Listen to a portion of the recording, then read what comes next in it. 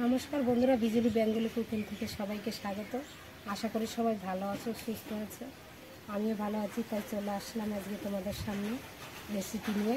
বন্ধুরা, এই যে গরমে মাছ মাংস ভালো লাগছে না, তাই আজকে রান্না করবো পনির। একবারে টাটকা বাড়ির তৈরি পনির দিয়ে, পটল দিয়ে, আলু দিয়ে রান্না করে দেখাবো তোমাদের। কম মশলা, তেল মশলা রান্না, খেতে কিন্তু খুব দারুণ। আর গরমে কিন্তু একবারে স্বাস্থ্যকর খাদ্য। তার জন্য দেখো পনির তৈরি করে নিয়েছি। চলো রান্নাঘরে যাই। আলু দিয়ে আর পটল দিয়ে পনির তরকারি রান্না করে দেখাবো আজকে। দেখো আলু আর টাটকা টাটকা পটল নিয়ে নিয়েছি। আর এক খাঁটি দুধের পনির তৈরি, বাবার বাড়ি থেকে দুধ দিয়ে গেছিলো, সেই দুধ দিয়ে পনির তৈরি করেছি। এই যে ফ্রিজে রেখে দিয়েছিলাম। এত কোনো বন্ধুরা ভেজাল নাই, কিছু নাই, একবারে টাটকা পনির। দেখো টাটকা, এর মধ্যে কোনো ভেজাল নাই বন্ধুরা। এখন একটু কেটে নেব।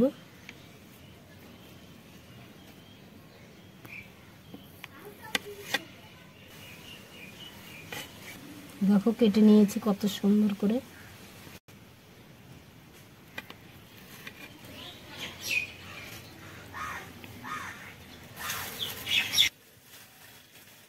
বন্ধুরা, আমি পনিরগুলো কেটে নিয়েছি। আর এর মধ্যে কোনো ভেজাল নাই, বাড়ির একবারে টাটকা দুধের ছানা করে এই যে পনির করে নিয়েছি। এখন এদিকে দেখো এই যে পটল নিয়ে নিয়েছি আর আলু, এটা কেটে নেব। এটা ছুলে এইভাবে কেটে নেব, এরকম ভাবে কেটে নিতে হবে পনিরের মতো সাইজ করে। এই যে বন্ধুরা, পুরো পটলটা ছুলবে না, একটু একটু করে রেখে দিবে, তাহলে কিন্তু খেতে ভালো লাগবে। যে এইভাবে করে কেটে নেব পটলগুলো।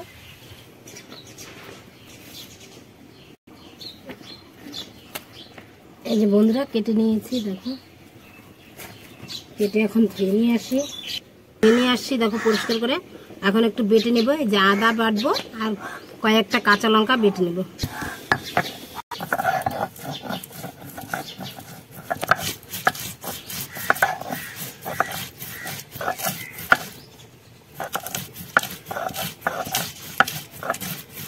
আদা বেটে নিয়েছি। এখন শুকনা খোলায় একটু মশলা ভেজে নিব। ভাজা মশলা দিয়ে রান্না করব, দারুণ লাগবে খেতে।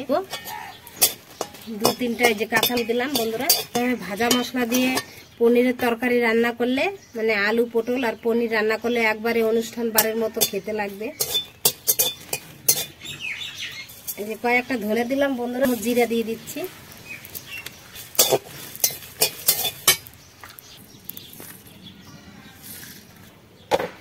পনিরটা এখন ভেজে নিব। একটু লবণ দিয়ে দিচ্ছি আর দিয়ে দেবো একটু হলুদ গুঁড়ো। এভাবে একটু হলুদ দিয়ে দিলে না বন্ধুরা, পনিরটা ভাজলে পরে খুব সুন্দর একটা কালার আসে। হলুদ লবণ না দিয়েও ভাজতে পারো, কিন্তু এইভাবে দিলে ভালো হয়। দিয়ে দিচ্ছি সরষের তেল।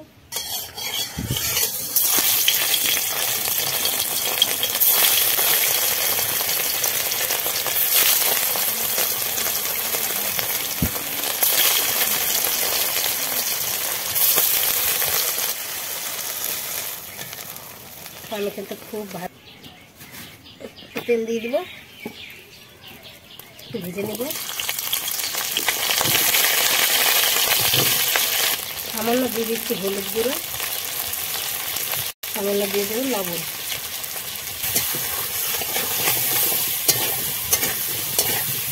লাল লাল করে ভেজে নিলাম, তুলে নেব, ভেজে নেব। একটু লবণ দিয়ে দেবো, একটু আলুটাও লাল লাল করে ভেজে নেব।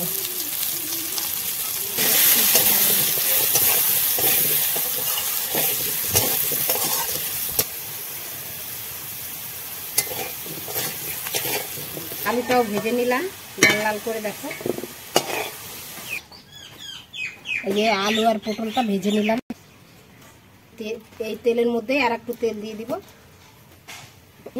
দুটা শুকনো লঙ্কা আর দিয়ে দেবো এই যে দেখো গরম মশলা, এলাচ, লবঙ্গ, দারচিনি, জিরা।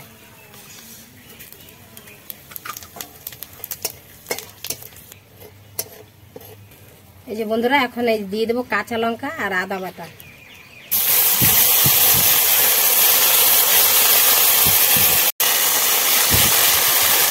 আদাটা ভাজা হয়ে গেছে, দিয়ে দেবো আপনাদের পটল আর আলু। একটু হলুদ দিয়ে দিব আর একটু লবণ দিয়ে দিব। আগে দেওয়া আছে ভাজার মধ্যে, তাই আমি অল্প লবণ দিয়ে দেবো।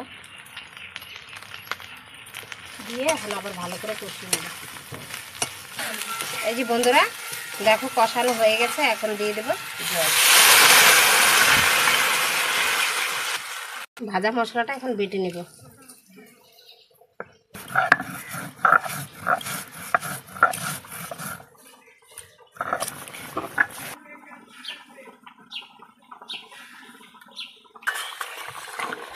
দেখো বন্ধুরা আলুগুলো গলে গেছে, আমার সিদ্ধ হয়ে গেছে।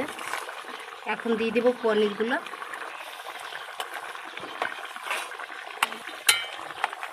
এই পনিরগুলো খেতে কিন্তু দারুণ লাগে বন্ধুরা, বাড়ির তৈরি, এর মধ্যে কোনো ভেজাল নাই। এইভাবে বাড়িতে তোমাদের গরু থাকলে পরে, গাই থাকলে পরে এইভাবে পনির বানিয়ে খাবে, দেখবে টেস্টি আলাদা। বাজারে যে কেনা পনির পাওয়া যায় ওটার থেকে এটা বেশি টেস্টি লাগে। এই দেখো বন্ধুরা পনিরগুলো দিয়ে দিচ্ছি, আর এই যে ভাজা মশলাটা এখন দিয়ে দিব।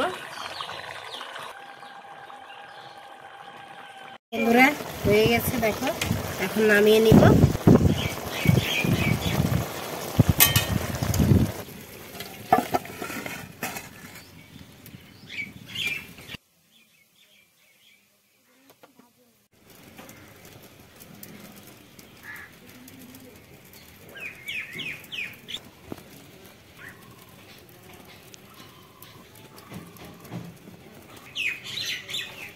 এই যে বন্ধুরা রান্না টান্না করে এই যে খেতে বসে গেছি। দেখো তরকারিটা কত সুন্দর হয়েছে, দারুণ কালারটা কত সুন্দর হয়েছে। খেতে কিন্তু খুব, ভাজা মশলা দিয়ে রান্না করলে এরকম টেস্টি হয় বন্ধুরা। খেতেও দেখতেও যেরকম হয়, খেতেও কিন্তু খুব স্বাদ হয়। পনিরগুলো কত সুন্দর,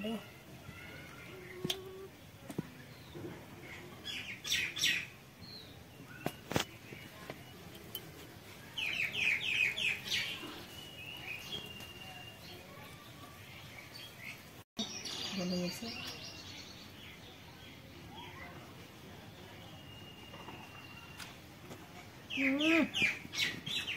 দারুণ টেস্ট বন্ধুরা, দেখো পনিরগুলো দারুণ হয়েছে বন্ধুরা, দারুণ টেস্টি, তুলনা হয় না এরকম পনির তরকারি বন্ধুরা। আমরা বাজার থেকে যে পনির খাই ওর মধ্যে অনেক কিছু মিশানো থাকে, এরকম টেস্টি হয় না। বাড়ির পনিরটা যেরকম লাগে দারুণ টেস্টি হয়েছে বন্ধুরা। আর এই রান্নাটাও খুব দারুণ হয়েছে। তোমাদের কাছে যদি ভালো লাগে লাইক শেয়ার কমেন্ট অবশ্যই করবে। আমার চ্যানেলটিকে সাবস্ক্রাইব করবে নতুন নতুন ভিডিও পাওয়ার জন্য। আর ফেসবুক থেকে দেখলে ফলো করবে, বেশি বেশি করে শেয়ার করো বন্ধুরা। তোমাদের কাছে অনুরোধ করছি, হাত জোড়। দেখা হচ্ছে নতুন কোনো ভিডিওতে।